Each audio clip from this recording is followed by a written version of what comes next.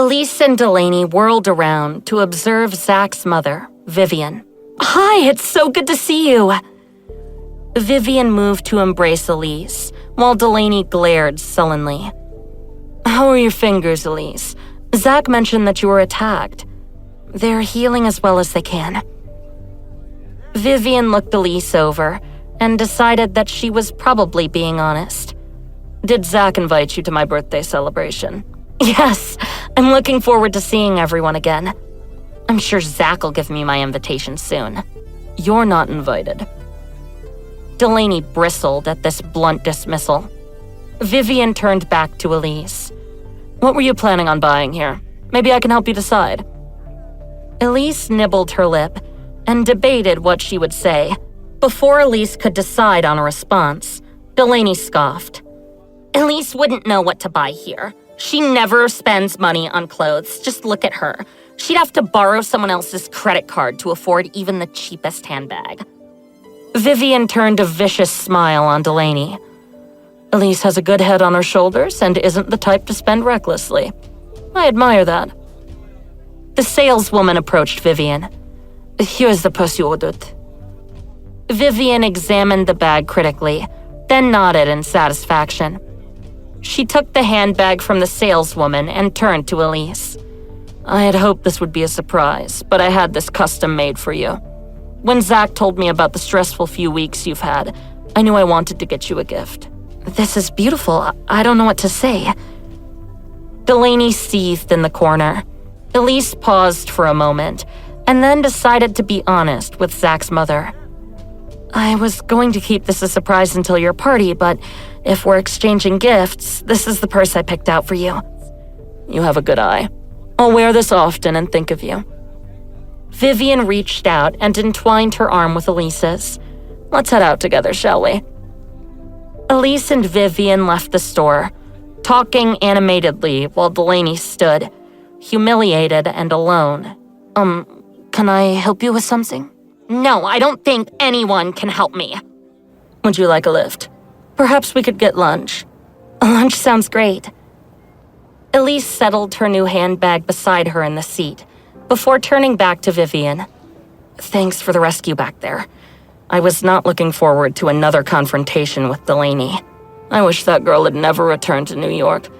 I can't imagine what you felt with her fluttering around and intruding in your marriage."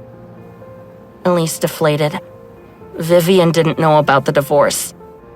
Elise's brooding was interrupted by the driver clearing his throat. "We've arrived." Elise and Vivien made their way out of the car and entered a chic French cafe. Vivien raised her cup to Elise in a silent salute. "I've always admired your patience. My grandfather taught me to restore paintings back when I was a kid. It's a slow, complex art that taught me patience from a young age." "That must make your hand injury even worse. What have the doctors said?"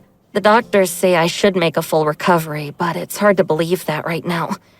I'm still in a lot of pain." "Hi, Zach. Is this important? I'm at a cafe with your mother."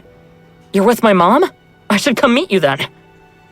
Elise had no desire to make the afternoon more awkward by pretending to be happily married in front of Zach's mom. She fished for a diplomatic way to say no, but Vivien had overheard. Vivien reached for her phone and texted Zach. "Don't worry, Elise. I sent him the name of the restaurant. He should be able to come and meet us." Elise held back a groan. She was not looking forward to this. "Everything is going to be fine. I'm glad that you and Zach are back on track with your marriage." Elise froze. Zach arrived at the table, and Elise went through the motions, playing the part of the happy wife. The day of Vivien's birthday celebration, a package with a stunning midnight blue dress was delivered to Elise's Sunset Park apartment. The dress came with a note from Zach, asking her to wear it to the party. Elise frowned suspiciously. The dress was a bit of an excessive gift just to go to his mom's party. She reluctantly began to put it on. Elise arrived at the party. Vivien's eyes alighted on Elise from where she was standing. She waved to Elise. "Elise, come join us." Elise approached their group, and Vivien wrapped a possessive arm around her shoulders. "This is my wonderful daughter-in-law, Elise." One of the guests approached Elise. "How long have you and Zach been married?" Elise forced a smile. "We've been together for 3 years." The guests began to disperse, and Vivien patted Elise's shoulders. "Why don't you have more champagne? Enjoy yourself." Elise searched for someone to bring her a drink, then felt an unwanted hand, a drunken man who she'd never seen before. Elise tried to shake his hand away, but it was difficult with the empty champagne glass in her good hand and the fingers on her right immobilized in a splint. "Please don't touch me, I just want to order a drink." The man let his eyes rove over Elise's body. Elise felt a strong hand settle itself on her shoulder.